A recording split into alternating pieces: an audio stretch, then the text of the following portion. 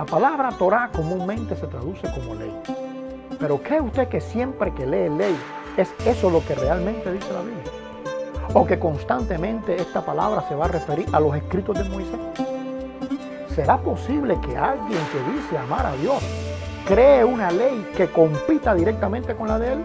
La palabra Torah tiene una interpretación mucho más amplia que la que el uso tradicional le ha dado.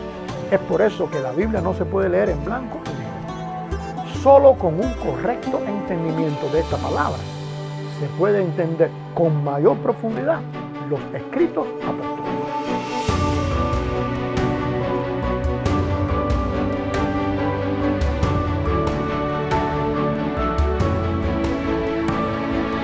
Uno de los grandes dilemas que ha tenido el cristianismo es tratar de entender la Biblia a partir del contexto del que lee y no a partir del contexto del que escribió. Este es un texto con una verdad que hace reflexionar mucho. ¿Cómo es posible pensar que hay que tener fe sin entender la Escritura, sin conocer la Escritura, si la fe viene a partir de lo que tú conoces de Dios? Realmente la Biblia es un texto complejo. ¿Cuántas diferentes interpretaciones acerca de un mismo texto?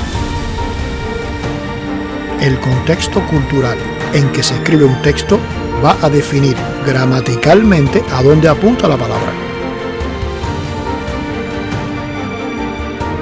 Comúnmente oímos decir que un texto fuera de contexto se convierte en un pretexto. ¿Pero realmente se conoce el contexto bíblico? Hola, yo soy Liber Aguiar y hoy te quiero hablar de la Torah.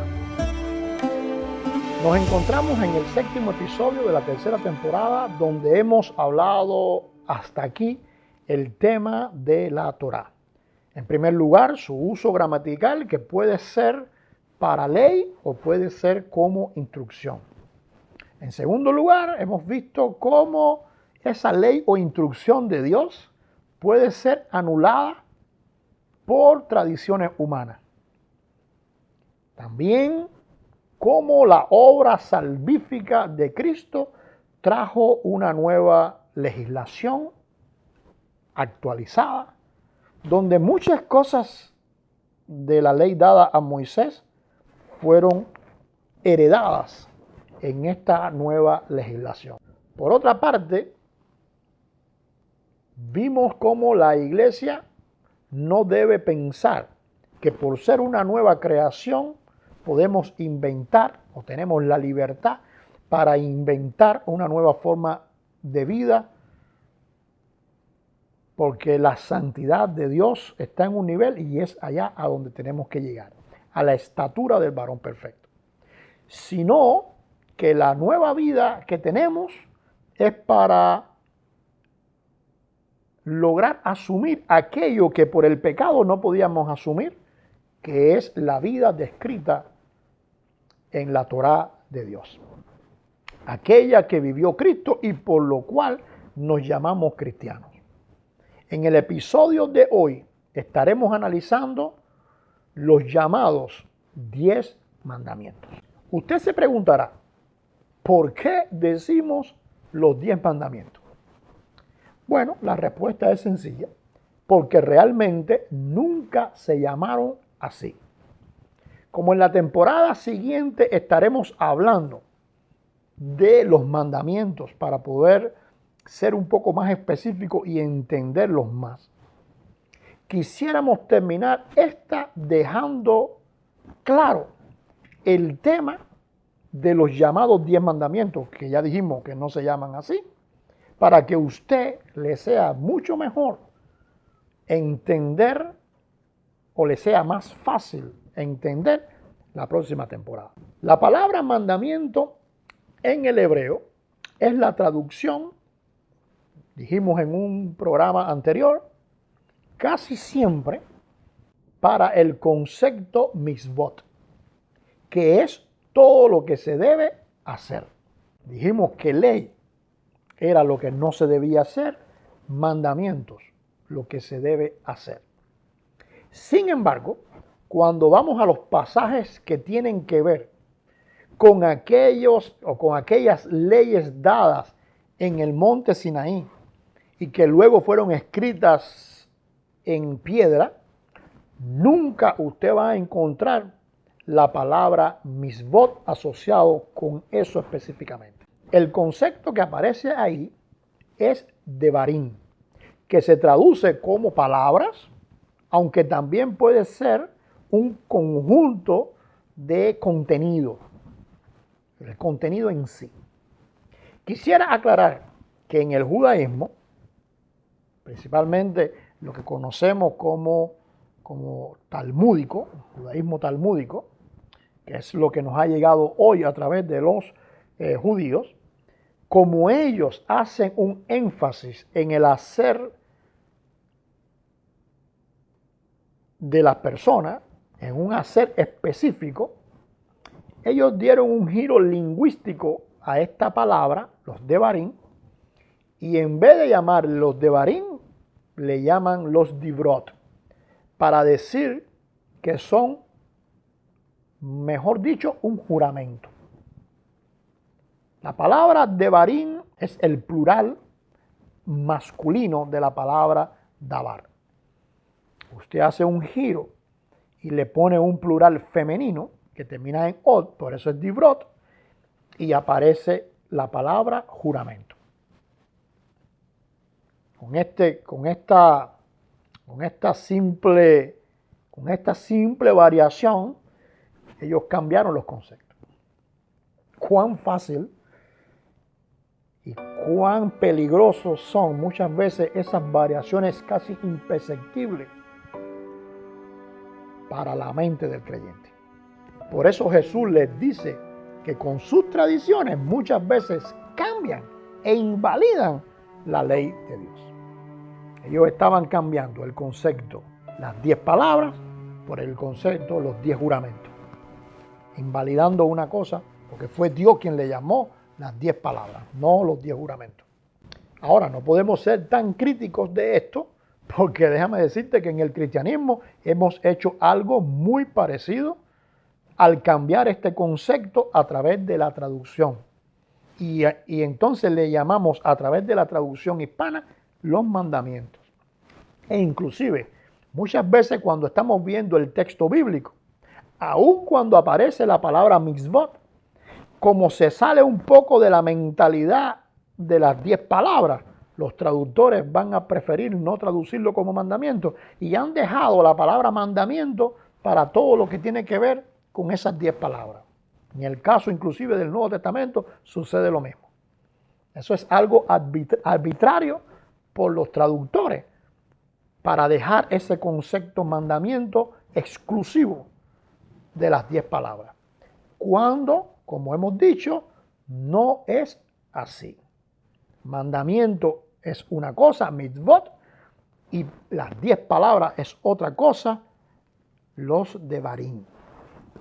Cuando esta traducción sustitutiva de la palabra mandamiento es usada por nosotros los cristianos, muchas veces vamos a estar cambiando o vamos a estar influenciando nuestra mente porque la palabra mandamiento ya la tenemos esquematizada con las 10 palabras y muchas veces vamos a estar leyendo cuando aparece mandamiento pensando en las 10 palabras o pensando en algo que no es realmente lo que significa mandamiento.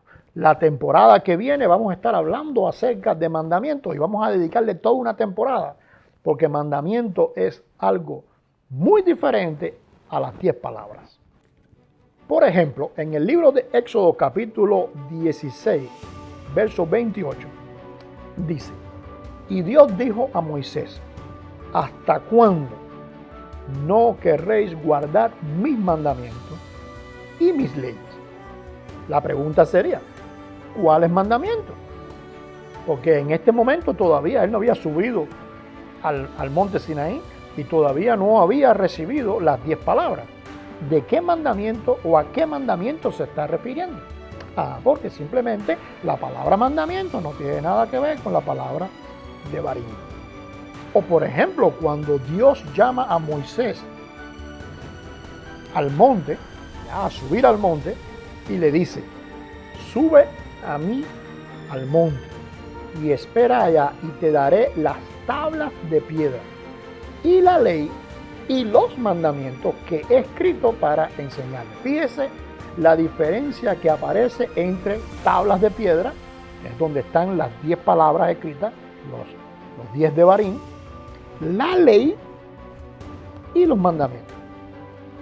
Si nosotros seguimos leyendo el resto de los capítulos, vamos a ver que todo eso no estaba en las 10 palabras que estaban en las tablas.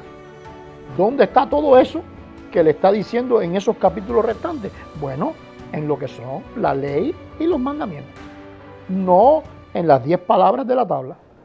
Por otra parte, la palabra hebrea para 10 es la palabra aseret, que se relaciona más con el concepto decena que con el número 10 específicamente o exactamente.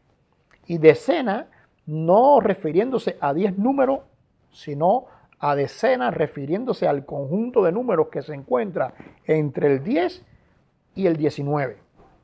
Esa es la aseret.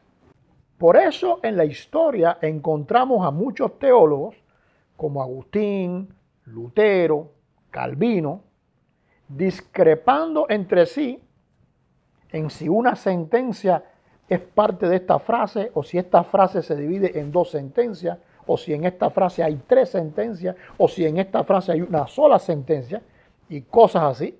Algunos estudiosos inclusive han llegado a decir que hay 14. ¿Por qué? Porque es una decena, es un conjunto que algunos pudieran mirarlo como 10, como 11, hasta 14. No está mal.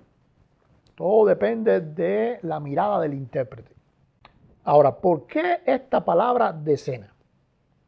Bueno, porque ella va a representar un conjunto indivisible, o sea, imposible de separar por puntos independientes, sino que todos van a estar interconectados y relacionados dependiendo uno del otro. Es bueno señalar que cuando usted ve en pinturas 1, 2, 3, 4, eso es pintura. Esa no es la realidad. La realidad es un conjunto de palabras indivisible entre ellos, donde todo va a depender uno del otro.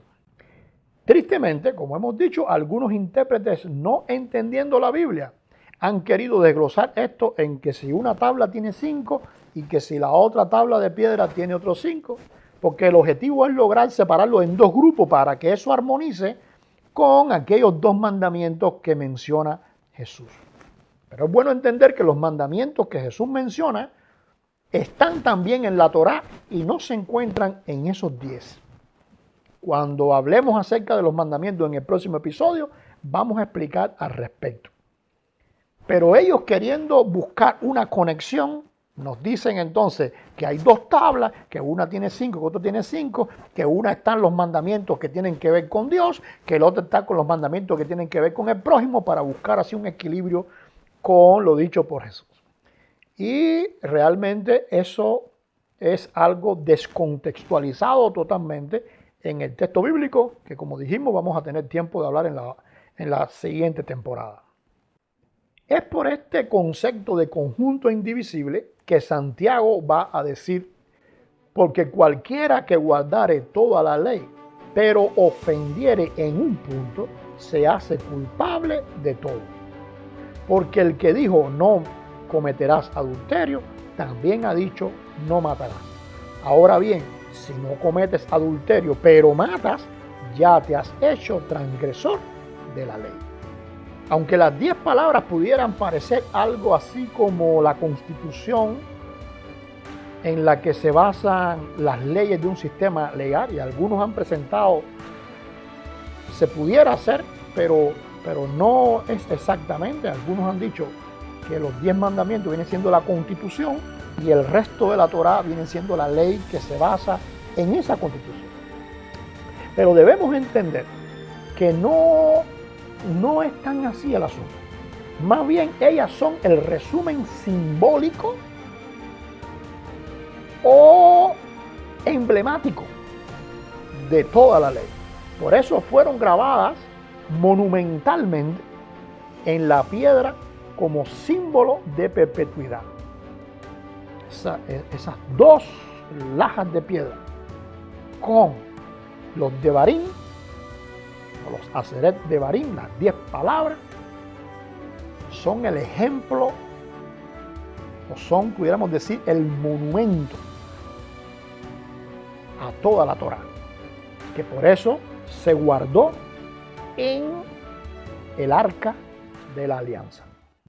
Entonces, esta obra monumental que representaba toda la Torá y que fue guardada en el arca de la alianza, simbolizaban las prohibiciones, que como dijimos es lo que se refiere a la ley, y las encomiendas, que son lo que se refiere a los mandamientos. Ambos se fusionaban como un solo cuerpo en una armonía perfecta, y a todo entonces se le llama Torá.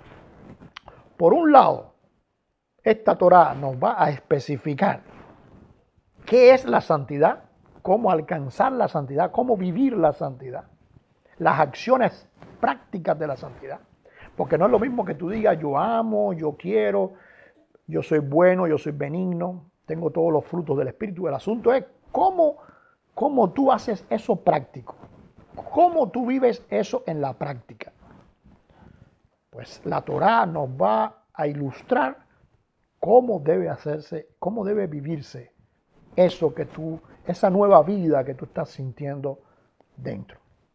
Por otro lado, la Torá también va a descubrir, porque cuando no puedo alcanzar esos valores porque me quedan muy altos, me quedan grandes, la ley de Dios es imposible para mí, pues entonces me doy cuenta que hay algo en mí que no funciona. Y eso tiene que ver entonces con el nuevo nacimiento, con la vida espiritual de la persona. Y aunque la Torá tiene esa cosa especial, debemos entender que imponerla por encima de la gracia o exigirla por encima de la gracia sería invalidar la gracia de Dios. Porque la propia Torá fue dada por la gracia de Dios. Recordemos que Israel no seleccionó a Dios, sino que fue Él quien los seleccionó a ellos. Y si Él no hubiera dado la ley, ellos fueran una nación como cualquier otra. Es por esto que la ley y los mandamientos de Dios no los sentimos como gravosos, porque son un regalo de Dios para nosotros. Son la oportunidad, pudiéramos decir, la única oportunidad para el hombre de entender la vida de Dios y la santidad de Dios. Cuanto más apliquemos la Torá a nuestra vida, más fácil nos es de entender la gracia de Dios. En la próxima temporada estaremos enfocándonos un poco más en los mandamientos. En esta pudimos aclarar o entender el tema de la Torá para a través de esa ampliación que hicimos de ella poder entender mucho mejor muchos textos bíblicos sin descontextualizarlos y a la vez aplicar correctamente a nuestra vida el concepto Torá. Cuando hablemos de los mandamientos en la próxima temporada, no estaremos hablando de las 10 palabras, porque ya usted vio que es algo diferente totalmente, sino que estaremos hablando un poco más de lo que se debe hacer en la vida del creyente. Dios le bendiga y le esperamos en esta próxima